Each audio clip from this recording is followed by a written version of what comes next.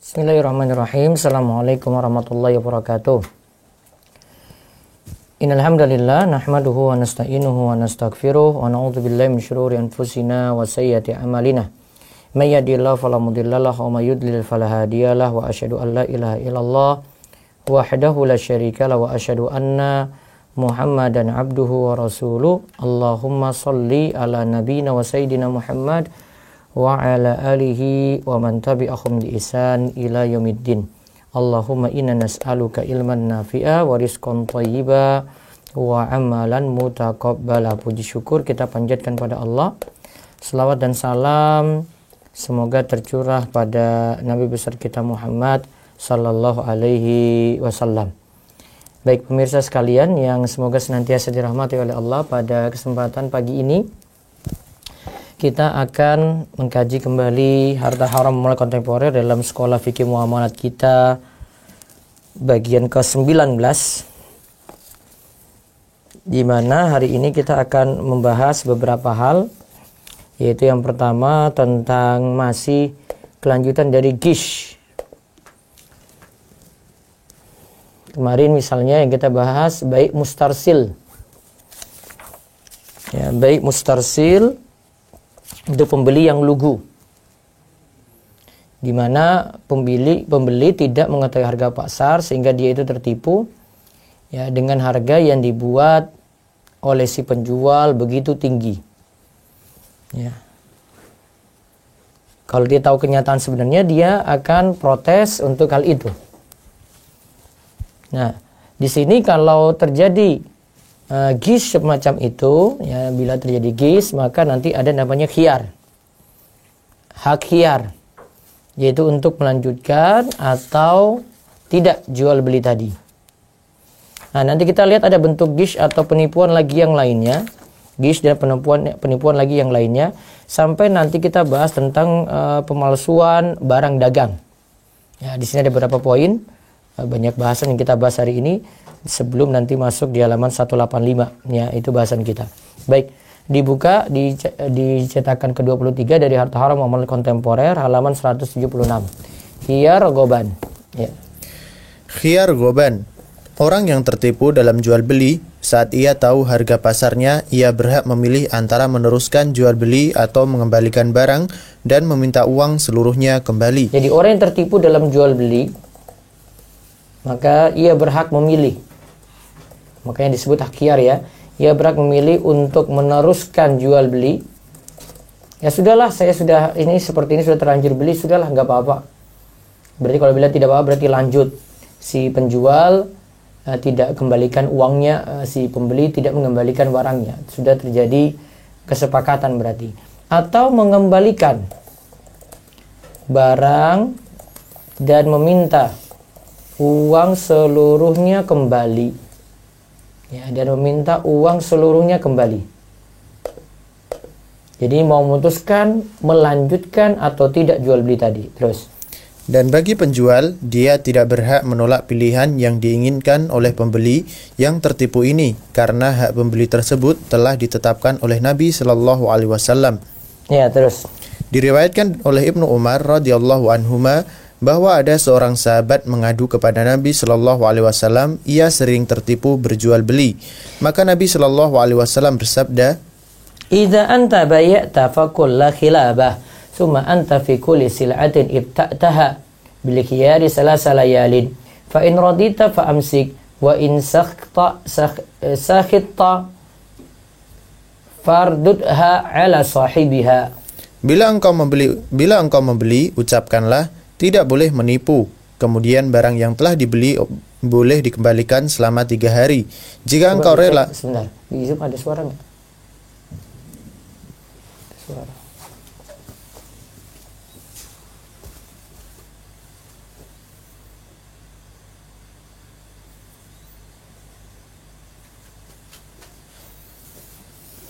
Diulang. Baca artinya ulang. Bila engkau membeli, ucapkanlah, tidak boleh menipu. Kemudian, barang yang telah dibeli boleh dikembalikan selama 3 hari. Jika engkau rela, tahan barangnya, jangan dikembalikan. Dan jika engkau tidak rela, barang dapat engkau kembalikan kepada penjualnya. Nah, Bila engkau membeli, ucapkanlah tidak boleh menipu la khilabah. Kemudian barang yang telah dibeli boleh dikembalikan selama 3 hari. Jika engkau rela tahan barangnya, jangan dikembalikan, artinya. Dan jika engkau tidak rela, barang dapat engkau kembalikan kepada penjualnya. Nah, ini ketika seorang itu tertipu dengan harga pasar, maka dia punya hak khiyar, namanya khiyar goban. Nah, sekarang kita lihat berapa persentase harga barang yang dianggap tertipu. Nah, sekarang kan mungkin setiap orang nanti bilang ini harga 100.000, dikasih 100.000, padahal misalnya harga aslinya itu 70.000. Apakah selisih 30.000 ini sudah dianggap tertipu?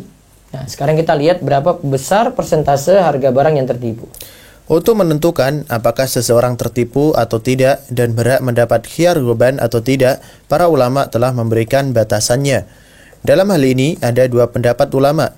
Pendapat pertama, bahwa penentuan seseorang tertipu atau tidak ditetapkan oleh ahli taksir setempat. Dan ini berbeda dari satu pasar ke pasar lainnya, dan dari satu waktu ke waktu lainnya. Ahli taksir ini yang menentukan apakah pembeli dianggap tertipu atau tidak. Jika dia menganggap pembeli tertipu, maka pembeli berhak mendapat hak khiyar. Jika dia menganggap bahwa harga barang wajar, maka pembeli tidak berhak mengembalikan barang. Nah, jadi ada pendapat pertama itu yang katakan khiyar goban nantinya diperkirakan oleh ahli taksir. Ya, jadi ada yang pakar untuk lihat, oh ini ada cacat nih ya. Oh ini tertipu nih ya. Nah, seberapa besar dia tertipu nanti ahli taksir yang akan menghitungnya di sini. Jadi serahkan kepada ahlinya. Terus. Pada masa khilafiyah Utsmaniyah Turki, Pada masa khilafah Utsmaniyah Turki ditetapkan batas yang dianggap tertipu. Untuk tanah dan rumah maksimal 20% lebih besar dari harga pasar. Untuk hewan ternak maksimal 10% lebih besar dari harga pasar. Untuk barang harian maksimal 5% lebih besar dari harga pasar. Terus. Maka jika seseorang membeli 1 meter tanah 1,3 juta rupiah, padahal harga pasar tanah tersebut hanya 1 juta, maka ia dianggap tertipu. Jika ia membeli beras 1 karung seharga 106.000 rupiah, padahal harga pasar beras tersebut hanyalah 100.000 rupiah, dia dianggap tertipu dan berhak mendapat khiyar goban. Nah, 1 meter persegi tanah 1,3 juta. Padahal harga pasar itu 1 juta. Ada juga 1 karung beras 106.000. Sedangkan harga di pasar itu hanyalah 100.000. Nah, kalau dihitung-hitung ya, tadi ada persenannya ya, dianggap 20% lebih dari harga pasar, ada 10%, ada 5% gitu. Nah, itu dikatakan khiyar goban. Jadi hitungannya sudah ada kalau di masa khilafah Utsmaniyah Turki. Terus. Pendapat kedua, pendapat ini didukung oleh para ulama mazhab Hanafi dan Hambali. Terus pendapat kedua. Persentase minimal seseorang dianggap tertipu adalah 1,3 dari 1/3 dari harga barang. Kurang dari 1/3 lebih mahal dari harga pasar, labanya halal diambil oleh pedagang dan pembeli tidak berhak khiyar goban. Nah, misalnya A membeli sepatu seharga 350.000 rupiah, padahal harga pasar sepatu itu hanyalah 200.000 rupiah. A tertipu sebanyak 150.000 rupiah dan jumlah ini lebih dari 1/3 harga barang. Ya, maka lebih dari 1/3 harga barang kan, 1/3 kali 200.000 itu kan sekitar ya 70.000 gitu ya. Nah, ini kan sudah lebih dari 1/3.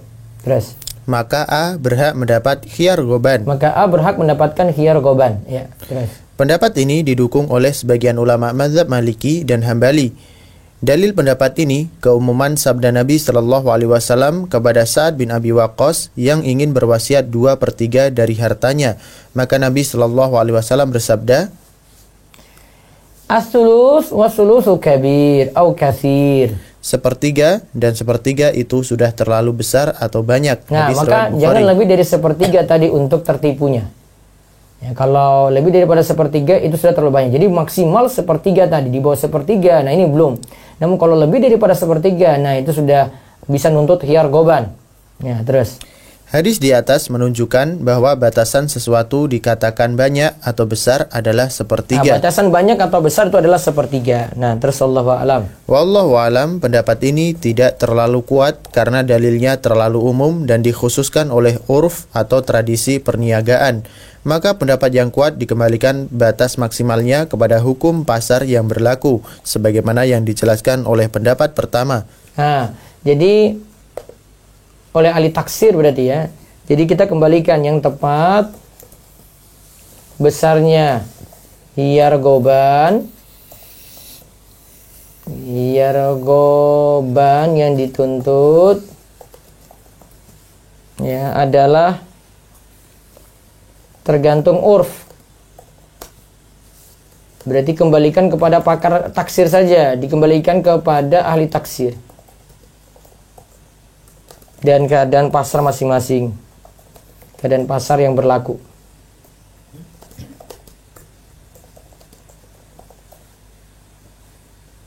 Ya, baru dia nuntut khiyar goban. Terus masih masalah gish lagi. Gish gish pada barang dengan cara menyembunyikan cacat atau merekayasa barang. Nah sekarang gish karena menyembunyikan cacat.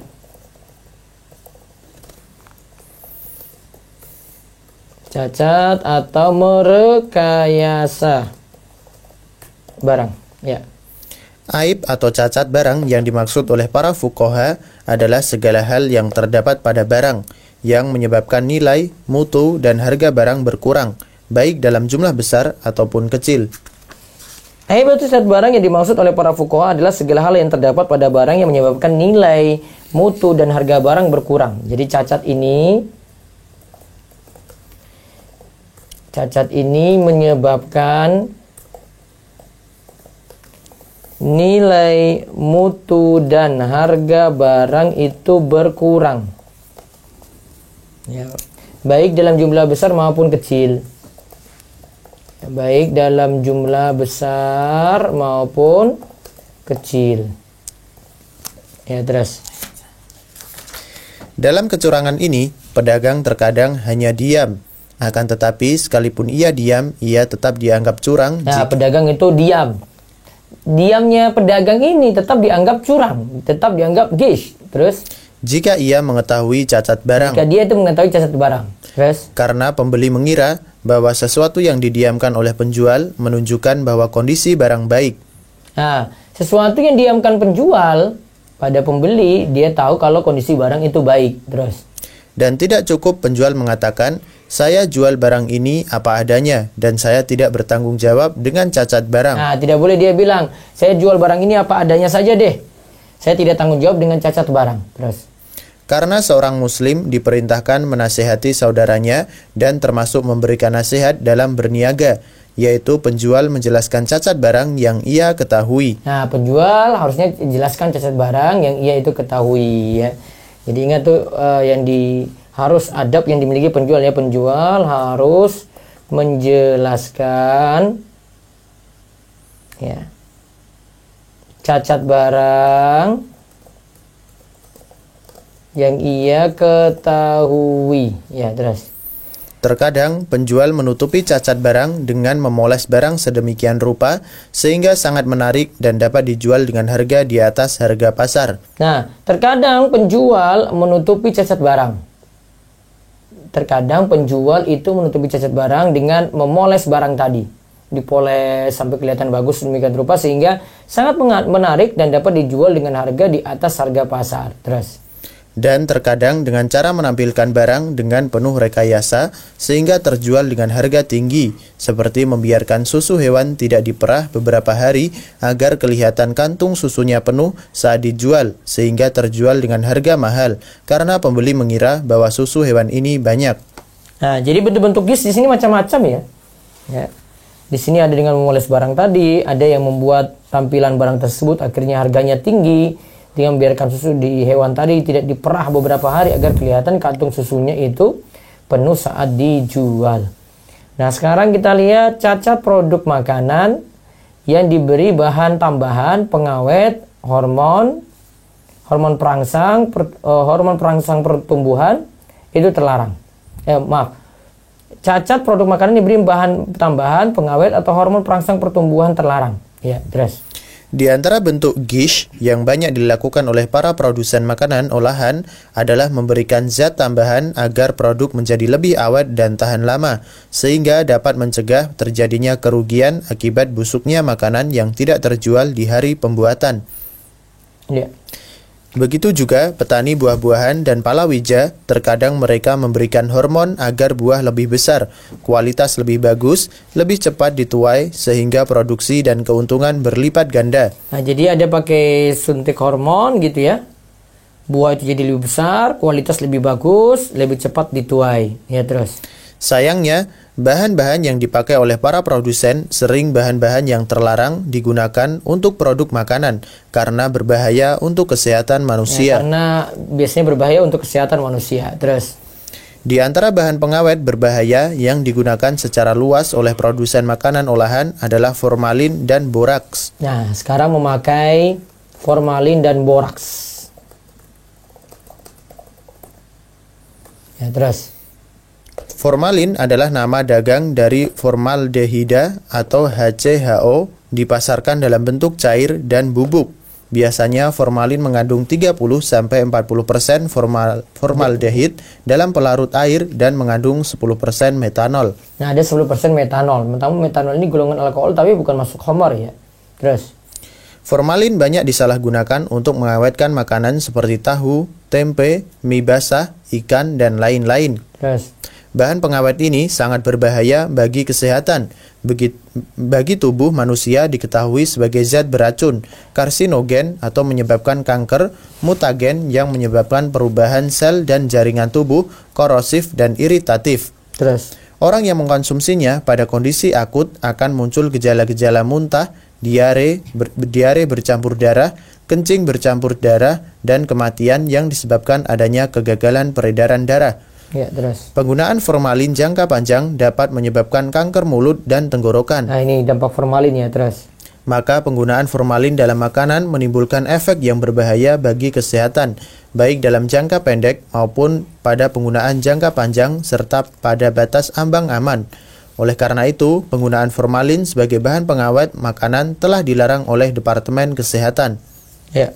Boraks merupakan, ini sekarang boraks, tadi itu formalin ya, terus. Boraks merupakan asam borat murni sebagai bahan pembuatan industri farmasi.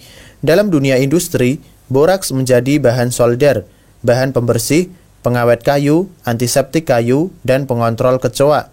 Boraks tidak aman untuk dikonsumsi sebagai makanan, tetapi ironisnya penggunaan boraks sebagai komponen dalam makanan sudah meluas di Indonesia. Terus, boraks? Boraks biasanya dipakai dalam pembuatan makanan berikut ini. Kerupuk beras sebagai komponen pembantu pembuatan gendar atau adonan calon kerupuk, mie, lontong sebagai pengeras, ketupat sebagai pengeras, bakso sebagai pengawet dan pengeras, kecap sebagai pengawet. Mengkonsumsi makanan yang mengandung boraks memang tidak serta-merta berakibat buruk terhadap kesehatan, tetapi apabila boraks masuk ke dalam tubuh manusia, maka akan menumpuk sedikit demi sedikit karena diserap dalam tubuh manusia secara kumulatif, dan akibat atau efeknya akan dirasakan di kemudian hari. Nah, dampak karena seringnya mengkonsumsi makanan yang mengandung boraks akan menyebabkan gangguan otak, hati, dan ginjal. Ya, oleh karena itu, penggunaan boraks sebagai bahan tambahan makanan telah dilarang oleh pemerintah sejak Juli 1979. Hal tersebut dimantapkan kembali dengan SK Menteri Kesehatan RI nomor 733 /Menkes /9/1988.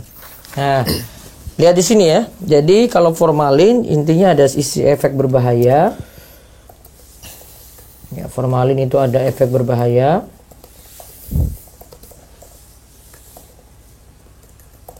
Terus boraks juga demikian. Boraks ada efek berbahaya, bahkan sudah dilarang pemerintah. Nah, namun ini masih sering digunakan nih. Ya, terus. Hukum gish dalam makanan olahan dan buah-buahan dengan menggunakan zat terlarang. Nah, sekarang kita bahas yang tadi. Tadi kan menggunakan zat terlarang. Nah, bagaimana tinjauan fikihnya untuk masalah gis semacam ini? Ya, terus. Ibnu Rushd wafat 595 Hijriah berkata, siapapun orangnya, tidak boleh ia mencampurkan bahan yang tidak baik ke dalam bahan yang baik untuk dijual, sekalipun dia memberitahukan kepada pembeli bahwa barang yang dijualnya telah dicampur dengan bahan yang tidak baik, dan seharusnya pihak yang berwenang mencegah tindakan tersebut serta menjatuhi pelakunya hukuman cambuk. Ya, terus. Komite Tetap untuk Penelitian Ilmiah dan Fatwa Kerajaan Arab Saudi telah mengeluarkan fatwa haram menggunakan zat terlarang dalam makanan dan buah-buahan. Fatwa ini ditandatangani oleh Syekh Abdul Aziz Al-Syekh, Ketua, Syekh Abdullah Al-Hudayyan, Dr. Sholih Al-Fauzan, dan Dr. Bakar Abu Zaid, anggota. Nomor fatwa 21407 yang berbunyi. Nah, lihat ya. Jadi hukum ini sekarang, hukum makanan olahan dan buah-buahan yang terdapat zat terlarang. Nanti akan difatwakan, ini fatwa haram ya, haram dengan alasan kita lihat dalam fatwa Lajnah Ad-Daimah. Soal. Kami para petani semangka di Wadi Dawasir, sebagian kami menggunakan hormon terlarang untuk meningkatkan produksi buah lebih besar dan lebih berkualitas. Hormon ini dilarang penggunaannya secara resmi oleh Departemen Pertanian karena berbahaya bagi kesehatan manusia.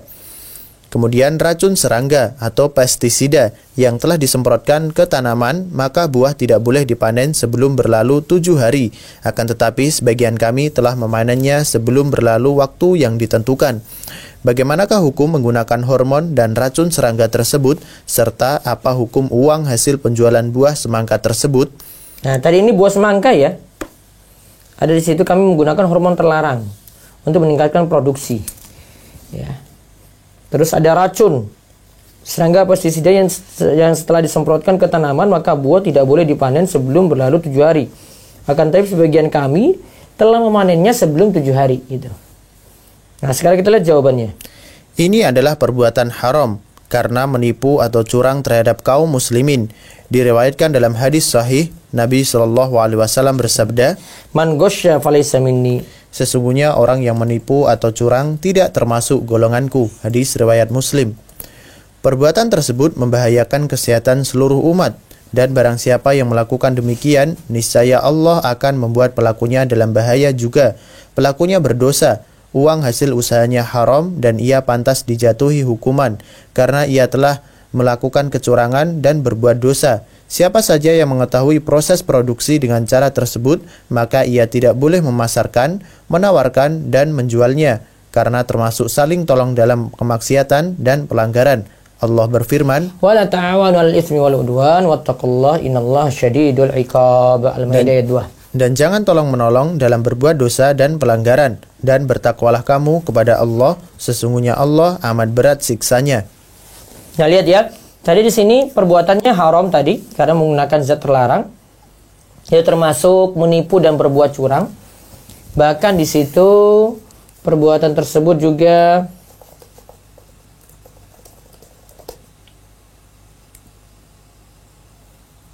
membahayakan kesehatan orang lain. Membahayakan kesehatan orang lain. Ya, terus. Hendaklah para petani tersebut dan umat Islam seluruhnya bertakwa kepada Allah, tolong-menolong dalam kebaikan dan ketakwaan, menghindari hal-hal yang menimbulkan dosa dan pelanggaran, mencari usaha halal dan rizki yang baik, jangan terpedaya dengan gemerlap dunia, mengumpulkan harta sekalipun dari jalan yang tidak dibenarkan. Sungguh sedikit harta halal lebih baik dari harta haram sekalipun banyak. Ya, terus. Dan menjadi kewajiban bagi setiap umat Islam yang mengetahui perbuatan tersebut memberitahukan pihak berwenang agar diambil tindakan terhadap pelakunya, karena ini termasuk kemungkaran yang wajib dicegah. Dan menjadi kewajiban umat Islam untuk saling menasihati dalam kebenaran, kesabaran, dan menganjurkan berbuat baik, mencegah perbuatan mungkar, serta memberikan kesadaran kepada saudaranya seiman. Nah, itu ya kesimpulannya, berarti dilarang menggunakan formalin, boraks, dan semacamnya zat yang terlarang dalam makanan olahan dan buah-buahan. Nah, terakhir bahasan kita ini tentang pemalsuan merek dagang. Termasuk nanti ada gish dalam iklan produk ya. Sekarang merek dagang dulu kita bahas ya. Pemalsuan merek dagang atau barang tiruan. Yang dimaksud dengan merek dagang adalah nama, simbol, gambar, huruf, kata, atau tanda lainnya yang digunakan oleh industri dan perusahaan dagang untuk memberi nama pada barang-barangnya dengan tujuan untuk membedakan diri dari yang lain. Biasanya merek dagang dilindungi oleh undang-undang. Nah, sekarang kita bahas merek dagang. Ada nama, simbol, gambar, huruf, kata, dan yang lainnya yang digunakan oleh industri untuk membedakan produknya dengan produk yang lain. Biasanya merek dagang ini dilindungi oleh undang-undang. Sekarang kita bahas merek dagang ya.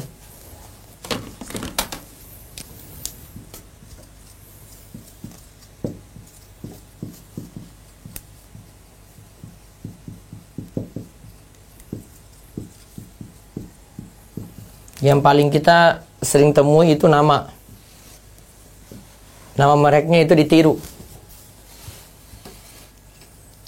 Ya. Nama mereknya itu ditiru. Padahal ini untuk membedakan dengan yang lainnya ya. Padahal ini merek itu dilindungi undang-undang.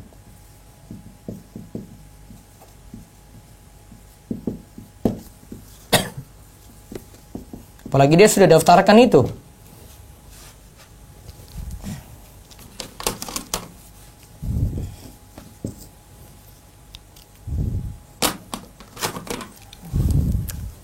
Ya, baca lagi. Merek dagang tidak dikenal di masa dahulu.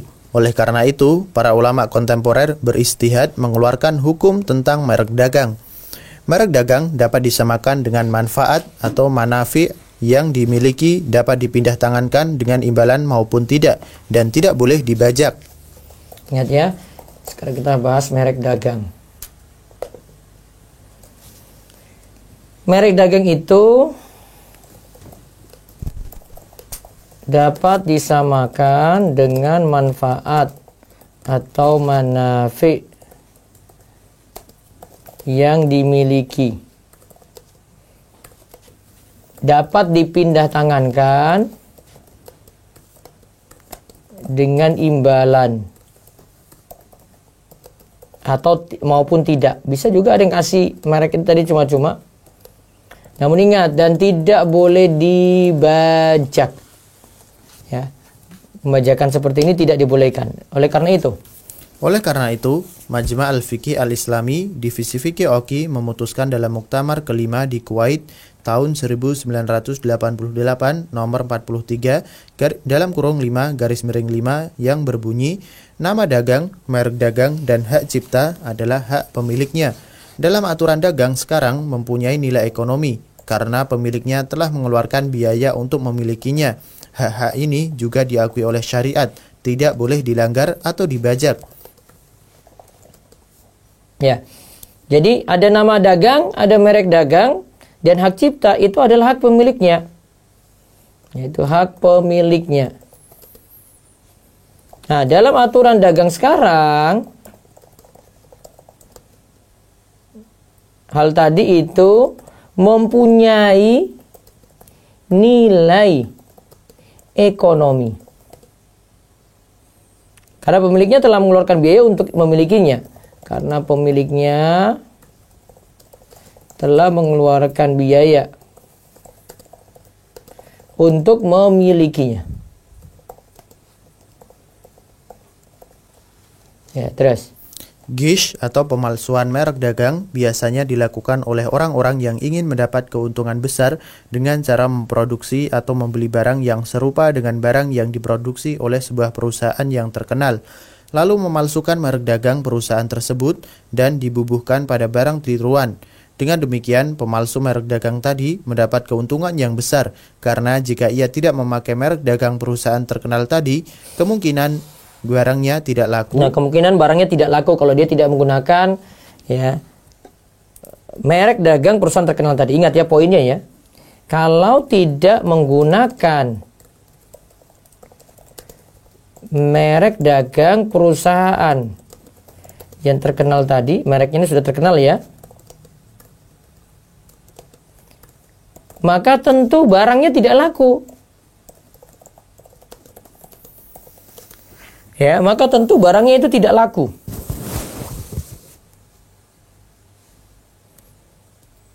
Ya, karena memakai merek ini akhirnya dia dapat keuntungan yang besar. Coba kalau merek itu dicabut, apakah dia dapat keuntungan seperti itu? Jawabannya tidak. Nah, terus. Atau tidak akan terjual dengan harga yang tinggi. Nah, tidak laku atau tidak akan terjual dengan harga yang tinggi. Nah, terus.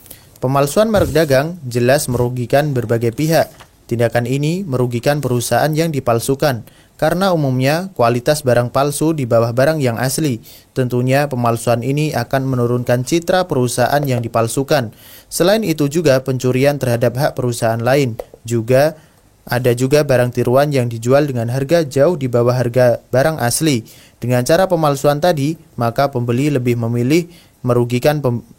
memilih barang tiruan, dan ini jelas persaingan niaga yang tidak sehat. Juga merugikan pembeli karena terkadang penjual tidak memberitahukan bahwa barang yang dijualnya palsu dan dijual dengan harga yang sama dengan harga barang asli. Seandainya pembeli tahu bahwa barang yang ditawarkan adalah palsu, kemungkinan dia tidak mau membelinya sekalipun dengan harga lebih murah. Ya, demikian. Dengan demikian, pembeli telah membayar uang yang tidak ada imbalannya dari penjual, yaitu selisih antara harga barang asli dan barang tiruan. Ini termasuk memakan harta orang lain dengan cara yang batil, karena pembeli tidak ridho dengan barang palsu andai dia tahu. Allah telah melarang hal ini dengan firman-Nya, Ya ayyuhalladzina amanu la ta'kulu amwalakum bainakum bil batil. Hai orang-orang yang beriman, janganlah kamu saling memakan harta sesamamu dengan jalan yang batil. Nah, coba lihat ya. Kan ada selisih tadi, adalah telah membayar uang yang tidak ada imbalannya dari penjual, yaitu selisih antara harga barang asli dengan barang tiruan.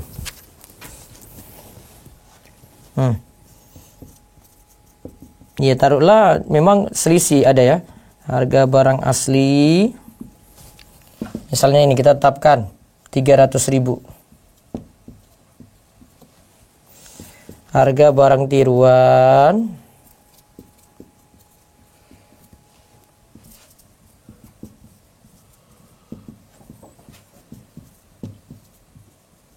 150.000.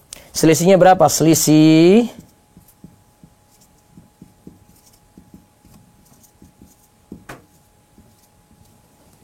ya, selisih 150.000.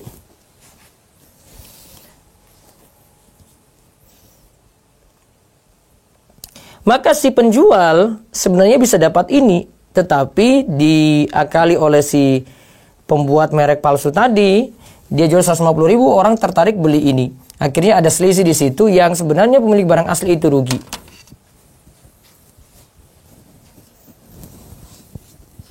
Jadi kalau kita lihat di sini, ya,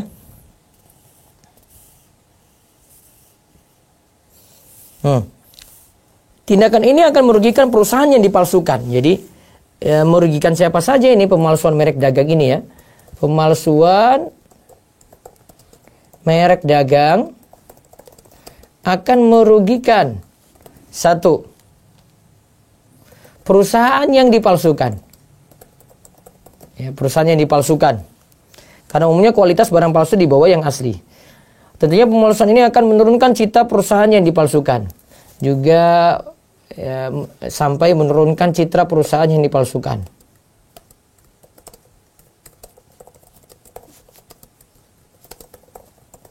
Baik. Terus yang kedua, selain itu juga pencurian terhadap hak perusahaan orang lain, perusahaan lain. Pencurian hak.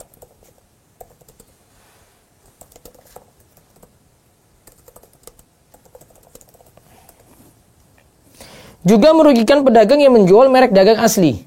Merugikan lagi. Ada dia merugikan situ pedagang yang menjual barang ori. Barang asli atau barang ori. Karena ada juga barang tiruan yang dijual dengan harga jauh di bawah harga barang asli. Jadi ada penjual yang jual dengan harga barang asli, ini rugi.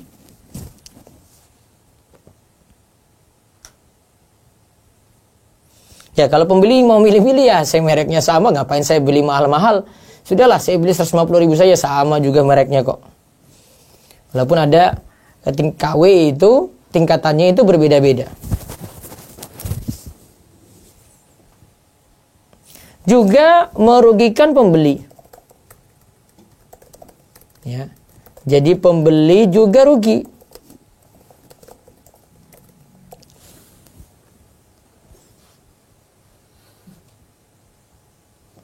Karena terkadang penjual tidak memberitahukan bahwa barang yang dijualnya itu palsu dan dijual dengan harga yang sama dengan harga barang asli. Ya, pembeli juga rugi karena ada barang tiruan yang dibuat harganya sama dengan barang asli. Tuh, merugikan pembeli banget tuh. Maka siapa yang menjual seperti ini atau memasukkan merek dagang seperti ini masuk dalam ayat ya ayyuhalladzina amanu la ta'kulu amwalakum bainakum bil batil. Hai orang-orang yang beriman, janganlah kamu saling memakan harta samamu dengan jalan yang batil. An-Nisa ayat 29. Nah, sekarang kita bahas yang terakhir, gish. Ya, dalam iklan produk. Ya, gish dalam iklan produk. Ya, monggo dibaca. Iklan adalah pemberitahuan kepada khalayak ramai mengenai barang atau jasa yang dijual melalui media cetak, visual dan non-visual dengan tujuan mendorong atau menarik mereka untuk membeli produk yang diiklankan. Iklan produk barang atau jasa telah dikenal sejak dahulu. Di pasar-pasar terdapat dalal atau orang upahan yang atau meneriakan nama barang beserta spesifikasinya sehingga para pembeli berdatangan ke tempat tersebut untuk membeli barang yang mereka inginkan. Nah, di sini kalau sekarang tuh ada iklan, dulu itu juga ada yang mengiklankan dengan lewat orang upahan yang teriak-teriak. Wah, ini ada barang ini. Sama seperti iklan juga saat ini.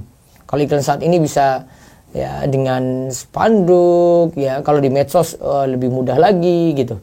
Kalau dulu dengan cara dalal, ya terus. Mengiklankan sebuah produk sangat dibutuhkan oleh pihak produsen, pemilik barang atau jasa untuk memasarkan barang atau jasa yang mereka miliki. Dan juga sangat dibutuhkan oleh para pembeli atau pengguna jasa untuk memberikan informasi yang akurat sehingga pihak konsumen dapat menentukan pilihan mereka terhadap barang atau jasa sesuai dengan keinginan dan anggaran mereka. Terus, karena kebutuhan pemilik barang atau jasa dan konsumen akan iklan produk, maka iklan sudah dikenal sejak lama dari masa Rasulullah SAW. Jadi iklan sudah dikenal sejak lama sebenarnya dari masa Rasulullah SAW. Terus. Dan atas dasar kebutuhan akan iklan produk dan karena hukum asal muamalat adalah mubah selama tidak terdapat larangan, maka hukum mengiklankan produk dibenarkan dalam Islam. Ya, terus. Akan tetapi, di berbagai media massa, setiap hari banyak disaksikan iklan-iklan yang tidak sesuai dengan aturan syariat. Agar hukum boleh beriklan tidak berubah menjadi haram, harus terpenuhi ketentuan-ketentuan berikut. 1. Tidak mengandung unsur ghish, jujur dalam pesan dan informasi yang disampaikan kepada khalayak ramai, serta menjelaskan seluruh informasi yang dibutuhkan oleh calon konsumen, dan tidak boleh memuji produk dengan kata-kata bohong atau terlalu berlebihan atau tadlis, dan tidak boleh menyembunyikan cacat produk dalam beriklan atau kitmanul aib.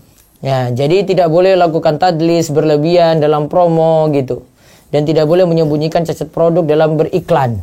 Ya, cacat produk tidak boleh disembunyikan. Jadi jangan keluar kata-kata bohong aja di situ. Kuncinya yang pertama. Terus yang kedua. Produk yang diiklankan bukanlah produk yang dilarang oleh agama. Maka tidak boleh mengiklankan bir dan segala bentuk minuman yang memabukkan. Tidak boleh mengiklankan rokok dan tidak boleh mengiklankan nyanyian dan musik yang diharamkan. Dan tidak boleh mengiklankan produk bank riba. Nah, jadi produk-produk yang haram tidak boleh masuk dalam iklan. Itu aturannya. Terus. 3. Iklan tidak boleh disertai dengan hal-hal yang maksiat, seperti bintang iklan seorang wanita cantik yang tidak menutup aurat, serta mengundang syahwat dengan gerakan dan suaranya. Maka mengiklankan dengan cara ini, sekalipun barangnya mubah, akan tetapi cara mengiklankannya haram. Ya, terus. 4. Tidak merendahkan produk saingannya. Ya, tidak merendahkan produk saingannya. Ya, terus. Berdasarkan sabda Nabi SAW. Berdasarkan sabda Nabi SAW, la yu'minu ahadukum hatta yuhibba li akhihi ma yuhibbu li nafsi. Tidak sempurna keimanan seseorang hingga ia menyukai untuk saudaranya apa yang dia sukai untuk dirinya. Hadis riwayat Bukhari dan Muslim. Ya, sekarang lihat ada aturannya di bawah. Tentulah pembuat iklan tidak menginginkan hal tersebut dilakukan oleh pesaingnya, maka janganlah dia lakukan hal serupa, karena ini termasuk menzalimi orang lain. Nah, kesimpulannya dari paling akhir, Pelanggaran terhadap salah satu ketentuan di atas hukumnya haram, akan tetapi akad jual belinya sah, kecuali pelanggaran poin kedua bahwa barang yang diiklankan adalah barang haram, dan karena iklan biasanya ditujukan kepada khalayak ramai, maka berbuat curang atau gish dalam beriklan jelas menzalimi orang banyak. yang jelas 4 syarat tadi itu kalau dilanggar itu berarti melakukan keharaman. Namun jual belinya tetap sah kecuali pada poin kedua ya, yang tadi jual khamar, rokok ya. Tetap itu jual beli yang bermasalah. Jadi seandainya misalnya ada yang berbuat gish, berbuat curang, dia misalnya pakai kata-kata bohong, apa yang dia jual itu sah ataukah tidak? Dari jual beli sah kalau misalnya pembeli juga tidak komplain gitu. Tapi tidak boleh dilakukan, haram. Misalnya juga iklan tidak boleh disertai dengan hal maksiat. Nah, misalnya ada iklan di situ menampilkan wanita yang buka aurat. Tetapi jual belinya bagaimana? Orang beli produk ini ya, jual belinya sah. Ya, iklannya yang bermasalah, produknya tetap sah untuk jual beli. Terus tidak merendahkan produk saingannya. Akhirnya orang beli ini produk ini gara-gara dia jatuhkan produk yang lain. Kalau seandainya orang beli sah ataukah tidak? Sah. Namun yang dilakukan dengan merendahkan produk saingannya ini haram. Ya. Jadi itu aturan iklan seperti itu. Wallahu a'lam bishawab. Ini harta haram 19. Insyaallah besok Jumat kita lanjut yang ke-20, baru setelah itu nanti ada evaluasi. Demikian, mudah-mudahan raih ilmu yang manfaat. Untuk resumenya atau ringkasannya saya letakkan di grup di Telegram Romaiso Fikih Muamalat. Bisa cek di sana sudah ada ringkasan tadi.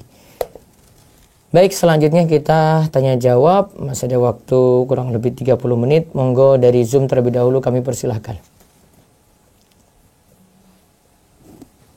Baik Ustaz, saya bacakan yang saya cek terlebih dahulu sebelum saya panggil ke rakyat.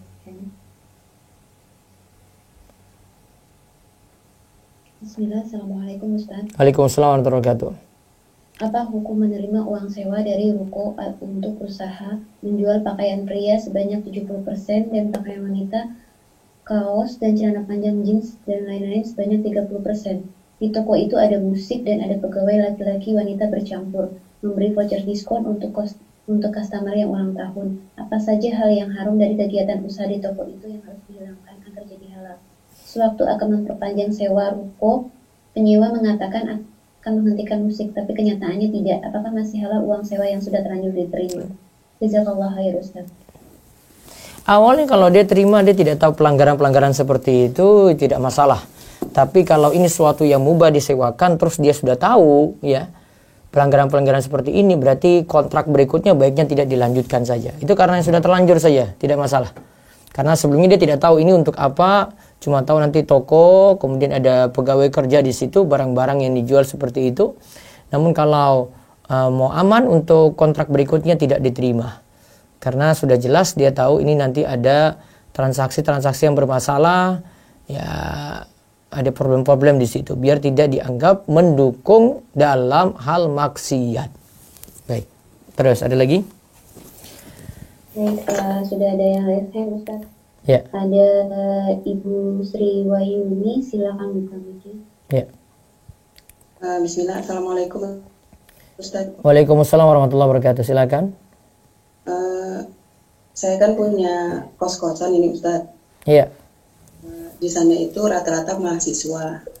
Terus mereka itu suka putar musik sampai tengah malam. Terus terkadang bawa teman perempuannya gitu Ustaz. Saya sebagai pemilik kos-kosan sudah mengingatkan berpuluh-puluh kali, bahkan terus ada juga penjaga saya di situ sudah mengingatkan juga berpuluh-puluh kali juga, tapi mereka tetap ini karena mungkin kami nggak di situ gitu. Jadi gimana itu ya Ustaz? Mungkin berikutnya saran saja untuk berikutnya aturan kosnya untuk yang muslim yang mau taat saja Bu. Dengan Ibu kasih fasilitas khusus. Wah, mudah-mudahan bisa dirombak segera gitu. Ini khusus untuk mahasiswa muslim yang mau ngaji, yang mau perhatikan sholat di masjid, nanti dapat diskon sekian. Wah, itu lebih bagus. Berarti buat Buat peraturan baru lagi. Ini tidak boleh bawa teman perempuan, atau mungkin ada ustadz yang sekaligus bimbing. Gitu. Satu lagi Ustadz. Iya. Adik saya kan berjualan baju, tapi bukan merek terkenal. Cuma di bajunya itu biasa ada tulisan-tulisan merek terkenal gitu Ustadz. Tulisan terus dan sebagainya, merek-merek itu cuma tulisan aja gitu Ustadz. Itu gimana hukumnya? Tulisan apa itu? Misalnya kayak Chanel, terus LV, Gucci, yang merek-merek terkenal gitu Ustadz. Tapi bukan menjual merek, tapi hanya tulisan yang ada di baju itu. Itu bagaimana ya Ustaz? Jadi orang tahu itu tulisan ini merek terkenal gitu Ustaz. Merek terkenal. Baiknya nggak boleh dijual. Jadi biar kita membeli juga nggak boleh ya Ustaz ya? Iya. Gitu ya. Baik Ustaz, syukran, jazakallahu khairan. Waalaikumsalam. Baik, satu lagi silakan. Baik, selanjutnya ada Malik.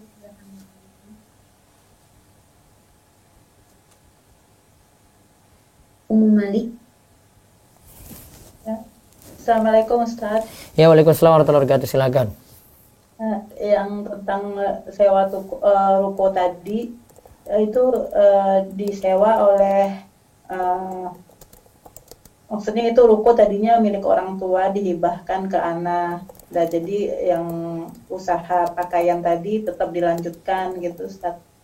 Maksud anak apa saja hal-hal yang haram itu zatnya pakaian wanita tadi, atau cara menjualnya, ada musiknya, ada ikhtilat wanita, dan cara menjualnya salah karena ada musik, ada ikhtilatnya. Terus produknya nanti dilihat lagi Bu, itu produk apa yang dijual?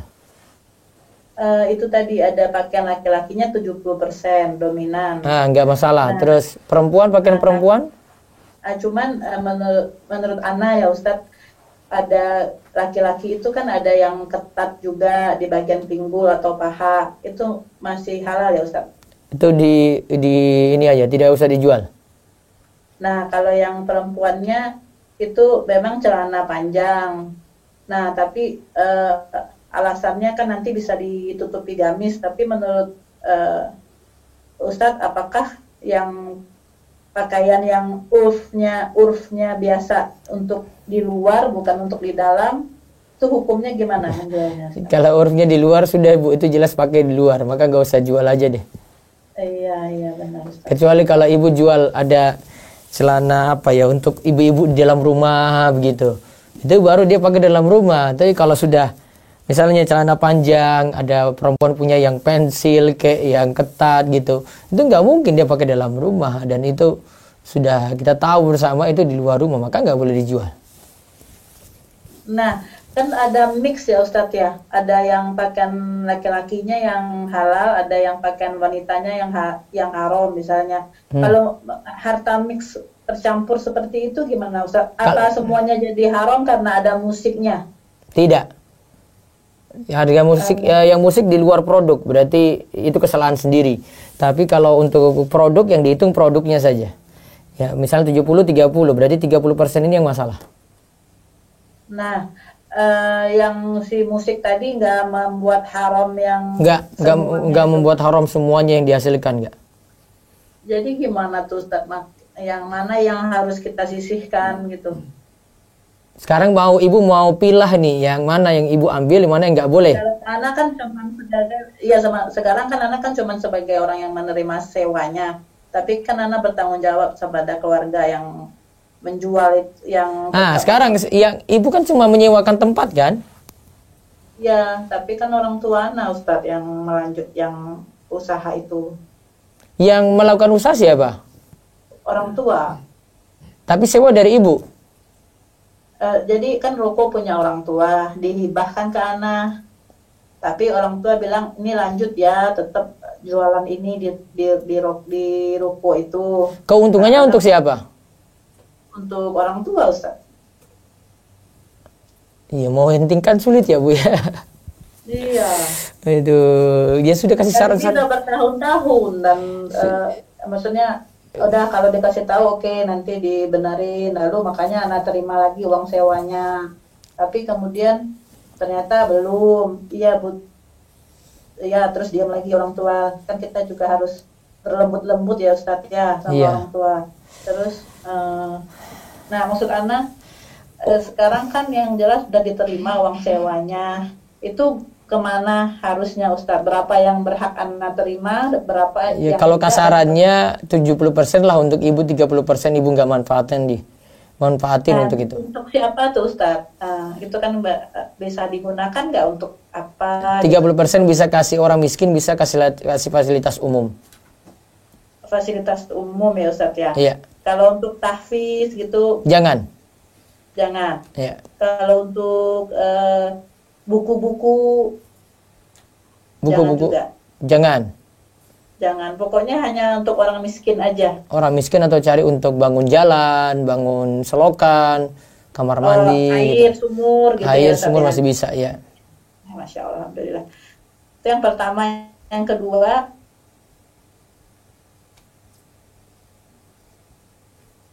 Nah, disuruh cukup satu. Baik. Satu lagi silakan. Baru saya ke WA. Baik, Afwan, saya bacakan via chat. Assalamualaikum Ustadz, izin bertanya di luar tema. Pertanyaan pertama, apa maksud hadis malaikat melaknat orang yang tidak bersedekah di pagi hari? Apakah kalau sedekahnya siang hari masuk dalam hadis ini? Bolehkah saya niatkan? Yang kedua, bolehkah saya niatkan uang di kotak sedekah untuk saudara kandung? Karena saat ini belum ada bisa membantu banyak untuk saudara. Syukron Ustadz. Hadis itu maksudnya gini, itu ada malaikat, ada dua. Bagi orang yang gemar sedekah, itu maksudnya gemar kerja, berinfak. Maka malaikat ada yang mendoakan Allahumma ati munfiqan khalafan. Ya Allah, berikanlah ganti untuk orang yang rajin berinfak. Tapi kalau ada yang malas kerja, malas sedekah, maka malaikat akan doakan jelek. Allahumma ati mumsikan talafan. Ya Allah, berikanlah talaf, yaitu kebangkrutan, ya, kehancuran bagi orang yang malas kerja, malas berinfak, malas sedekah. Nah, ini pengertian yang tepat untuk hadis tersebut. Baik, sebentar saya balik dulu ke WhatsApp dan telepon, monggo. Izin bertanya Ustadz, Ya. bagaimana hukumnya dengan buku yang dulu pernah difotokopi, sedangkan kita tidak tahu bagaimana cara menghubungi penulisnya untuk minta maaf dan bukunya digunakan untuk memberikan les karena saya membutuhkan materi di buku itu. Bagaimana dengan penghasilannya Ustadz? Kalau masih bisa minta keridoan dari si yang punya buku, baiknya minta keridoannya. Namun kalau tidak bisa, ya bisa saya perkirakan ini harga buku ini berapa, sedekahkan atas nama dia. Ya, sedekahkan atas nama dia. Tapi sebisa mungkin cari dulu pemiliknya atau penulisnya tadi. Wallahu a'lam. Terus. Si A membeli sebuah laptop dan ternyata ada biaya tambahan sebesar 75.000 untuk garansi agar bisa ditukar kalau ada yang rusak. Dan si A baru tahu setelah sampai rumah setelah melihat nota. Apakah sistem ini dibolehkan Ustadz? Lalu jika ingin membeli laptop lagi, bagaimana kalau memang diwajibkan untuk membayar layanan tersebut? Nah, coba diulang. Si A membeli sebuah laptop. Sebentar, tahan dulu telepon, nggak boleh masuk. Si A membeli telepon. Si A membeli sebuah laptop dan ternyata ada biaya tambahan sebesar 75.000 untuk garansi agar bisa ditukar kalau ada yang rusak. Nah, masalah ini garansi berbayar nih. Kalau garansi cuma-cuma nggak masalah. Kalau garansi berbayar itu nanti jadi goror. Ini ya 75.000.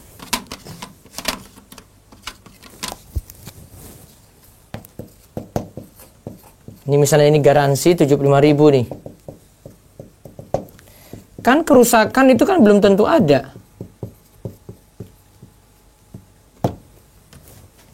Ya, kerusakan itu belum tentu ada. Ada atau tidaknya kerusakan ini sifatnya goror, belum jelas.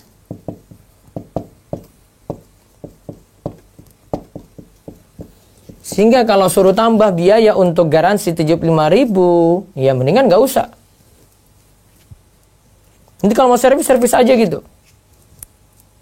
Kalau garansinya cuma-cuma, ya itu berarti bentuk pelayanan dari si penjual atau dari perusahaan laptopnya tadi, gitu. Itu gak masalah. Baik, terus. Bismillah, Afwan, saya mau tanya bagaimana apabila investasi dan mengajak teman dan kita mengambil untung? Mengajak teman dan kita mengambil Untung karena kita yang mengurus dan berkomunikasi dengan perusahaan tersebut. Si teman yang investor tidak tahu apa-apa, sisa terima beres. Jadi si investor tadi kasih uang gitu. Coba diulang. Bagaimana apabila investasi dan mengajak teman dan kita mengambil untung karena kita yang mengurus dan berkomunikasi dengan perusahaan tersebut, si teman yang investor tadi hanya terima beres. Sebentar, itu masih belum jelas berapa pihak itu. Pending dulu. Ada telepon silakan. Baik. Sambil nunggu telepon masuk ya. Kalau telepon masuk silakan. Terus baca WA lagi. Assalamualaikum Ustadz, izin bertanya di luar tema. Ya. Akikoh itu hukumnya wajib bagi yang mampu atau bagaimana Ustadz? Akikoh itu hukumnya sunnah, tidak sampai wajib. Ini pendapat jumhur atau kebanyakan ulama. Ya, bagi yang mampu, sunnahnya bagi yang mampu. Ya baik, telepon langsung silakan. Assalamualaikum. Ya, assalamualaikum. Assalamualaikum. Ya, waalaikumsalam warahmatullahi wabarakatuh. Dengan siapa di mana? Ya, waalaikumsalam. Dengan Alin, Ustadz di Jogja. Wah, tumben Bu Alin, lama nggak telepon. Iya kan sudah ada Telegram, jadi ini di Telegram. Cuman tadi ini saya ada yang mau saya tanya, Ustadz, yang tentang hiyar giban tadi ya. Khiyar goban kan, tadi ya. Halo. Iya, silakan. Tentang hiyar giban tadi ya. Itu kan yang jadi pembeli itu yang merasa tertipu karena harga ternyata lebih tinggi di pasaran gitu ya. Ini kalau yang seperti ini maksudnya harga yang ditentukan tadi kan dijelaskan ya, misalnya untuk tanah rumah maksimal 20%, kemudian hewan ternak 10% seperti itu nggih. Nah, kalau misalnya seperti ini Ustadz, kadang-kadang harga itu kan jadi ada hukum ekonomi ketika permintaannya tinggi, maka harga menjadi naik. Sementara biaya produksi itu sebenarnya tetap gitu ya. Seperti misalnya gini, kalau saya ini kan tadi dengar itu terus jadi saya ingat masker ya waktu kita awal-awal COVID itu kan masker yang tadinya di harga 30 yang saat itu tuh bisa sampai dijualnya tuh bisa sampai 300-400 ribu seperti itu ya. Sementara sebenarnya harga produksi itu kan tidak naik. Iya. Tapi karena permintaannya tinggi sekali, jadi harganya naik. Nah itu termasuk yang seperti itu. Kalau saya sebagai produsen kemudian saya menjual mengikuti harga pasar, apakah itu termasuk saya menzolimi? Dan yang membeli itu berhak untuk mendapatkan hiyar giban ini? Itu nanti pembahasan ihtikar atau menimbun barang. Menimbun barang itu dianggap masalah jika ya ini ada syarat-syaratnya ini, Bu Alin. Saya sebutkan aja syarat-syaratnya. Walaupun nanti kayaknya pertemuan pekan depan itu baru kita bahas. Disebut menimbun jika 1. Membeli barang melebihi kebutuhan. 2. Tujuannya menimbun. 3. Tujuannya untuk menguasai pasar. 4. Ingin dijual dengan harga tinggi semaunya. 5. Sedang dibutuhkan halayak ramai. Kalau syarat ini terpenuhi, maka dia sejatinya lagi menyusahkan orang di situ. Nah, maka seperti ini tidak boleh. Dia lagi berbuat zalim. Tadi poin pentingnya ini barangnya melebihi, dia beli barang terlalu banyak, dia over ketika beli. Tujuannya menimbun, tujuannya kuasai pasar. Kalau tujuannya cuma nimbun saja, nunggu nanti masa orang mau beli banyak baru kemudian dia jual ya, nggak masalah ketika itu. Namun kalau tujuan seperti tadi ini terutama ciri-cirinya itu kalau pas lagi harga naik terus dia beli saat harga naik, lantas dia jual lagi lebih tinggi ketika orang-orang itu butuh. Nah itu baru jadi masalah. Kalau Bu Alin sebagai produsen, terus harga lagi naik, sesuaikan dengan itu, insya Allah nggak rugikan pasar. Karena menyesuaikan harga. Iya. Karena semuanya pada naik, kebutuhannya semua juga pada butuh gitu. Ya akhirnya karena banyak permintaan, harga jadi naik. Nah, itu nggak masalah. Karena punya saingan-saingan lagi yang lain. Iya, iya. Gitu. Tapi saya sendiri sebenarnya ketika harganya itu tuh melambung tinggi gitu ya, dengan sementara harga produksi itu sebenarnya tetap gitu. Itu dalam hati itu sebenarnya juga nggak serak juga kok jadi ini, padahal sementara orang kan lagi butuh gitu kan ya. Tapi kalau kita jual di bawah harga pasar pada saat itu ya, itu kita yang di ini sama penjual yang lain, produsen yang lain gitu. Iya betul. Yang jelas gini, tidak termasuk, kita tidak dianggap ihtikar atau menimbun. Ya pokoknya tidak merugikan orang banyak, tidak merusak harga pasar. Ya dah. Kalau Bu Alin malah turunkan dari harga itu, Ibu malah ini rusak harga pasar. Iya. Nah, terus barang masih dijual pedagang yang lain karena Ibu punya saingan yang lain juga, berarti tidak dianggap menimbun. Iya. Ya, kalau untuk menimbun sih insya Allah enggak, karena kan itu setiap selesai produksi keluar, setiap selesai produksi keluar. Tapi memang harganya kan kemudian harga di luarnya menjadi tinggi gitu. Iya. Jadi nggak apa-apa ya. Itu nggak yang apa-apa. membeli tidak termasuk yang kemudian dia terzolimi atau tidak untuk hiar giban ya. Tidak, dia tidak perlu nuntut hiar goban, itu nggak perlu dia tuntut. Karena yang lainnya juga, pembeli yang lainnya juga seperti itu. Kalau semuanya nuntut, ya sudah nggak usah beli saja. Iya kan? Ya. Ya. Satu lagi Ustadz ya. Tentang yang tadi pemalsuan ya, pemalsuan merek dagang ya. Ya, itu kalau misalnya jadi logo gitu ya. Orang pakai logo merek yang sudah terkenal. Tapi sebenarnya agak disamarkan gitu. Jadi tidak yang kemudian mirip banget gitu sama persis gitu, enggak, tidak yang seperti sama persis enggak, tapi dia disamarkan. Mungkin kurang tanda bintang atau apa gitu ya, seperti itu. Tapi kalau saya melihat sih ya itu tetap namanya sama enggak namanya? Gimana? Namanya sama atau tidak? Plek sama atau tidak? Kalau namanya sama, cuman mungkin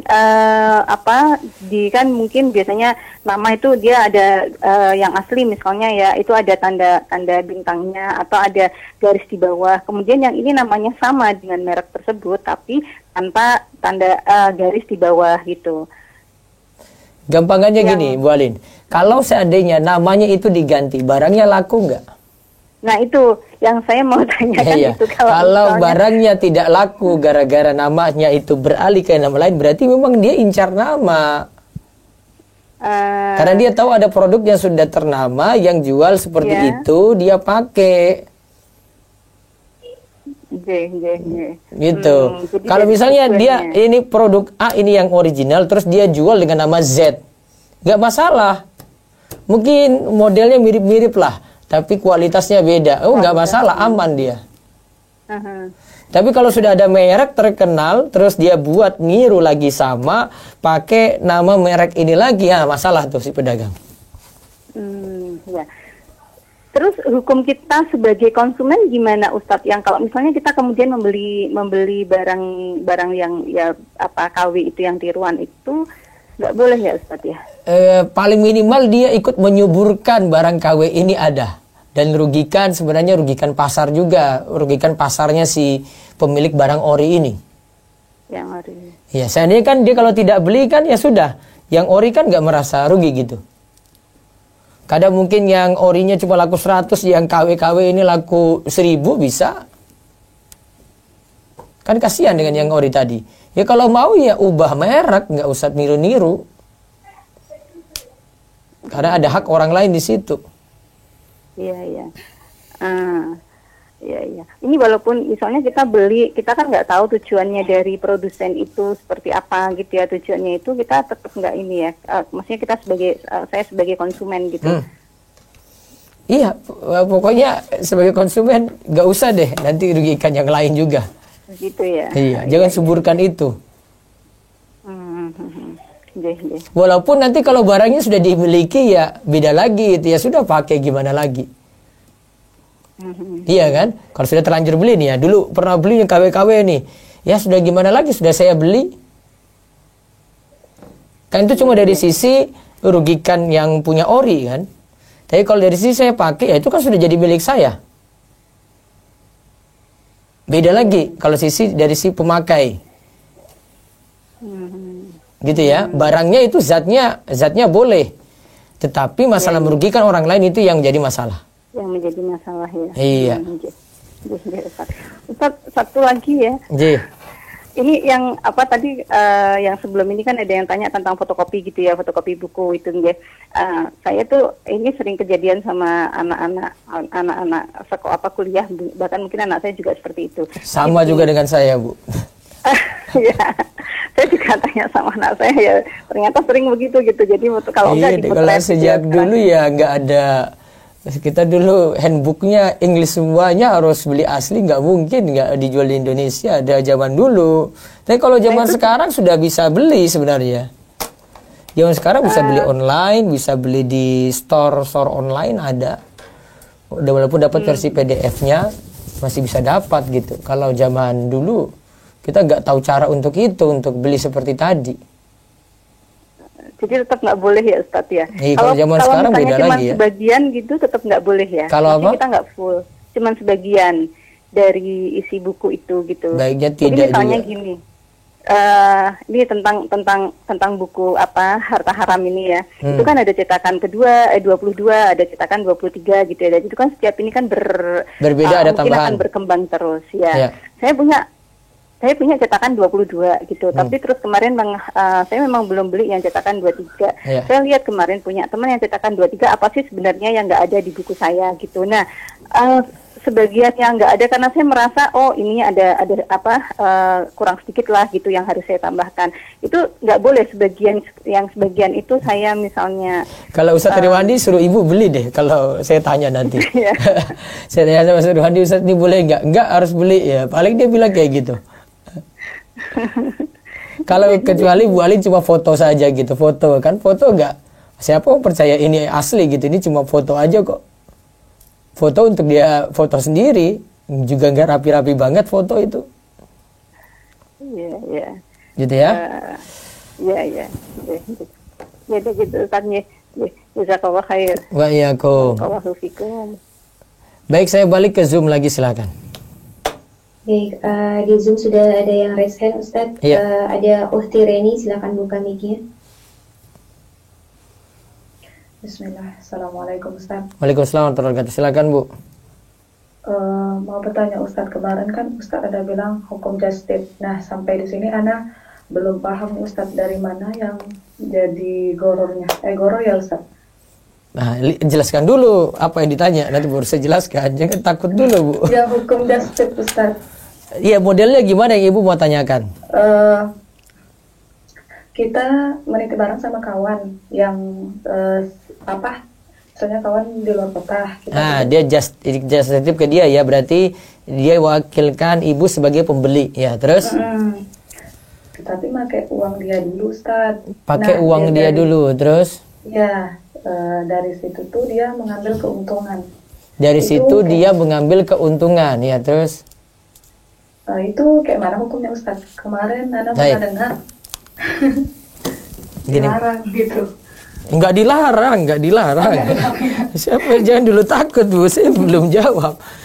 Saya kasih solusi aja gini.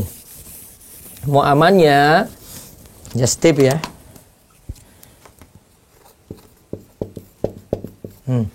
Jadi ini Ibu A nitip kepada B. Uang belakangan ya? Iya. Nah, saran saya gini Ibu. Ibu nitip, awalnya menitip itu baiknya tidak mengikat. Ingat ya, menitip itu tidak mengikat. Jadi Ibu bilang ke dia, kamu carikan barang dulu dong, nanti kalau sudah ada baru beritahu saya. Gitu ya. Nah, dia cari barangnya dapat, ini barangnya dapat. Terus dia beli. Ketika dia beli, baru dia telepon ibu. Tapi gini harusnya yang dia lakukan gini. Dia pas mau beli, dia bilang dulu, ini barangnya sudah ada nih. Ya. Barangnya sudah ada ini. Bagusnya sudah barang dimiliki dulu deh. Amannya barang dimiliki. Dia beli ya. Barang sudah punya. Barang tadi nih. Sudah punya. Ini gimana? Jadi beli atau tidak? Saya sudah beli barangnya. Berarti dia sudah punya barang kalau sudah beli.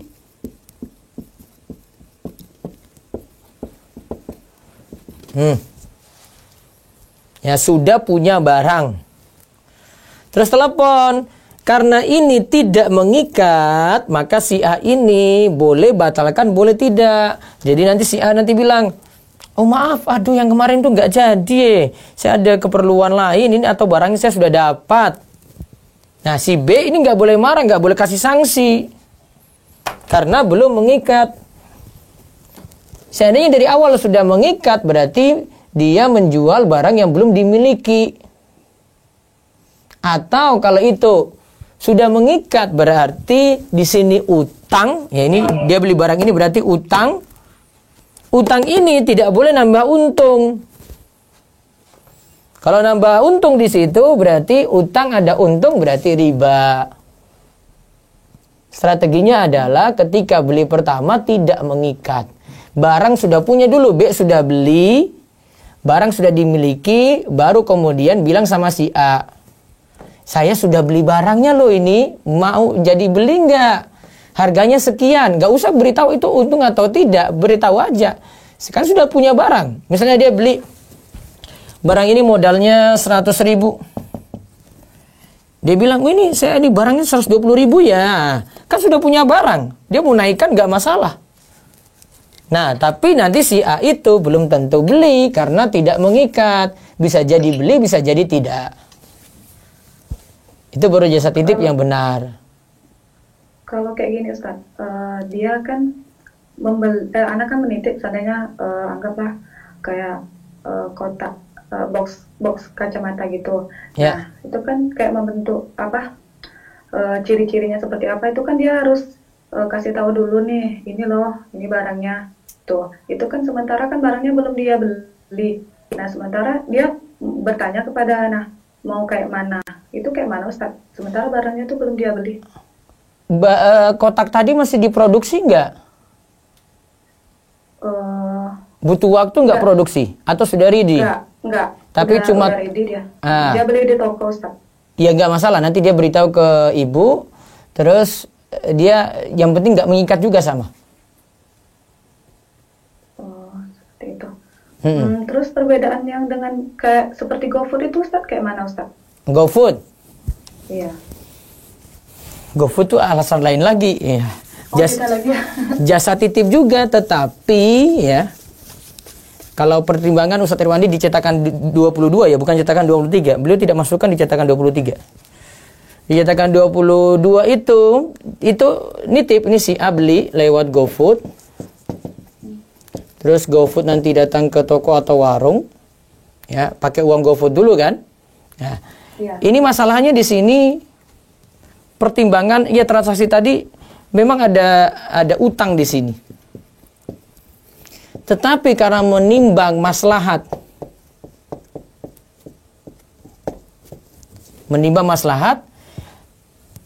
ya suatu yang maslahatnya nanti ada, ini diantara maslahatnya itu besarnya itu karena kalau cetakan 22 itu sebut ya, kurang spesifik sih.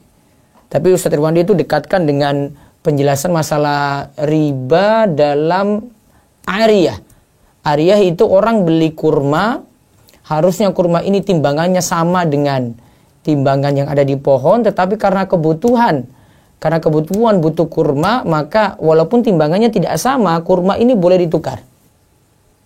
Ya, jadi pertimbangan maslahat. Ya. GoFood ini maslahatnya lebih besar bagi terutama untuk orang-orang yang di rumah, ibu-ibu apalagi, ya, yang punya kesulitan keluar, ya, mereka memakai ini. Yang jelas sistemnya Untuk pembayarannya saja, nanti masalah pembayaran saja, Bu. Pakai sistem apa? Kalau bayar cash aman. Tapi kalau bayar dengan ada perbedaan, kalau pakai GoPay, ya itu baru jadi masalah. Tapi kalau dia bayar dengan cash langsung, ya berapa harganya? 100.000, sudah 100.000 aman.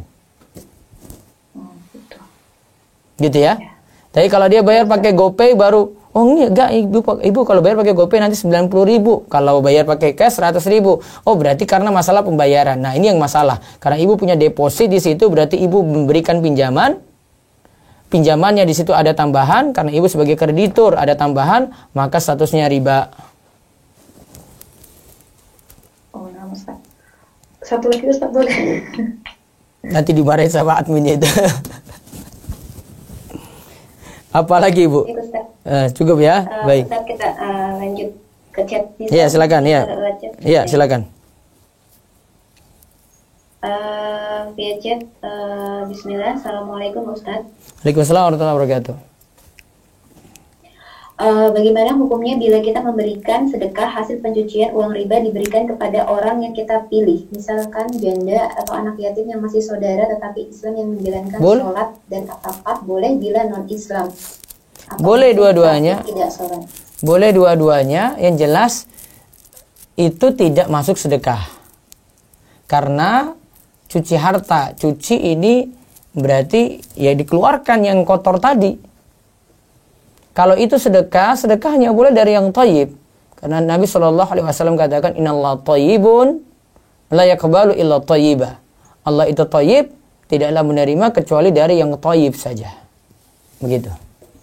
Ada satu lagi? Baik.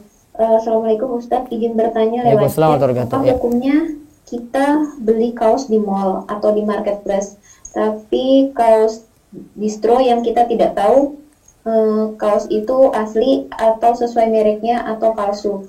Sebab pada label jahitan kerah dan taknya ada merek aslinya. Kita tidak tahu itu asli atau palsu, tapi harganya di bawah harga pasar jika kaos tersebut masuk ke toko distro atau mall ternama. Jazakallah khair Ustaz. Asalnya hukumi dulu itu barang ori gitu. Asalnya ya. Nah, masalah belakangan nanti ternyata ini palsu, berarti pembeli yang tertipu, penjual yang dosa di situ karena dia telah zalimi si pembeli. Ya. Penjual yang masalah di situ. Namun kalau dari sisi si pembeli, dia sudah beli, dia cuma tahu, ini saya beli merek ini. Menurut saya ini asli. Pembeli ya cuma tahu sebatas itu ilmunya. Beda kalau dia sudah tahu kalau ini mereknya ini KW, nah ini nanti masalah lain lagi. Kalau ini dia sudah tahu, kalau ini betul nih mereknya nih. Mungkin distro ini dia dapat memang dari harga murah. Nah, bisa jadi. Jadi tidak ada masalah. Satu lagi. Baik, via Resen Ustaz ada Bapak atau Ibu Yan, silakan buka mic-nya. Ya, Assalamualaikum Ustaz. Ya, Waalaikumsalam warahmatullahi wabarakatuh. Silakan Pak Yan. Izin bertanya, saya kan pernah menggunakan software bajakan, sampai sekarang juga masih. Qadarullah, alhamdulillah saya berusaha menginstal semua software yang bajakan itu. Terus? Masih ada satu, yaitu Windows-nya Pak. Nah terus itu padahal intinya itu yang kamu punya. Kalau mau diinstal ulang itu saya kasih itunya Ustaz. Data-datanya itu aku hilang gitu loh. Kemudian saya juga dulu di sekolah pernah membantu instalasi beberapa produk bajakan di komputer. Cuma Windows, tapi software pendukungnya. Apakah saya berdosa dan bagaimana cara saya bertobat? Yang tadi yang di sekolah, bilang aja ke sekolah, ini saya minta maaf, ini dulu saya install kayak gini, tolong diganti dengan yang asli. Gitu. Terus yang ini kamu tugasnya ganti Windows-nya. Dengan cara data-datamu diambil semuanya, kemudian mudah-mudahan masih ada CD atau software aslinya itu masih dipegang sehingga nanti bisa diinstal ulang lagi. Gitu ya? Iya. Ini kan kalau tugas sekolah itu ada guru yang biasanya mengharuskan mengumpulkan tugas, dan saya kan dulu jurusan elektrik. Iya. Dan ada software khusus dari guru yang memang harus diinstal, dan dari gurunya juga mengasihnya bacakan. Apakah saya boleh meniatkan diri untuk mengingkari tidak menggunakan software bacakan dan hanya untuk mengambil nilai? Jadi yang digunakan apa ketika kerjakan tugas? Itu software khusus desain elektrik, itu ada software Eagle Ustaz. Asli apa bajakan? Dari guru memberikan bacakan Ustaz. Oh, gurunya ngajarkan nggak baik. Jadi bagaimana Ustaz? Ya, gurunya yang salah berarti. Berarti kalau saya hanya meniatkan untuk memenuhi tugas itu tidak apa-apa ya Ustaz? Ya nggak boleh diulangi lagi. Ya? Jadi solusinya bagaimana Ustaz? Sudah terlanjur apa sudah selesai apa masih pakai ini? Sampai sekarang saya masih pakai, kan saya melanjutkan kuliah juga. Kebetulan dosennya pakai software yang sama dan dikasih juga software bacakan. Software yang sama diganti ke software bajakan. Tetap pakai software bacakan ya Ustaz. Punya kemampuan nggak untuk pakai asli? Kalau sampai sekarang masih belum Ustaz. Karena cukup mahal juga biaya. Kalau enggak ada pengganti enggak? Saya sudah berusaha mencari, tapi tidak ada Ustaz. Cari dulu. Rata-rata untuk software yang demikian itu berbayar. Cari dulu. Berarti Gitu ya. kalau ada yang akan lebih baik pakai yang itu ya Ustaz. Kalau ada yang softwarenya tujuannya sama, ya cari dulu pakai yang software itu. Walaupun agak kualitasnya agak ini ya, gitu ya. Baik, demikian yang saya sampaikan untuk pagi ini. Mudah-mudahan manfaat. Insya Allah akan ketemu lagi untuk hari esok pagi jam yang sama di hari Jumat, yaitu tentang GIS dalam pendidikan. Nanti kita akan lihat tema tersebut, termasuk akan dibahas tentang ijazah palsu. Demikian kita cukupkan, mudah-mudahan bawa berkah bagi semuanya. Kita tutup dengan doa kafaratul majlis. Subhanakallahumma bihamdika, asyhadu alla ilaha illa anta, astaghfiruka wa atubu ilaik. Assalamualaikum warahmatullahi wabarakatuh.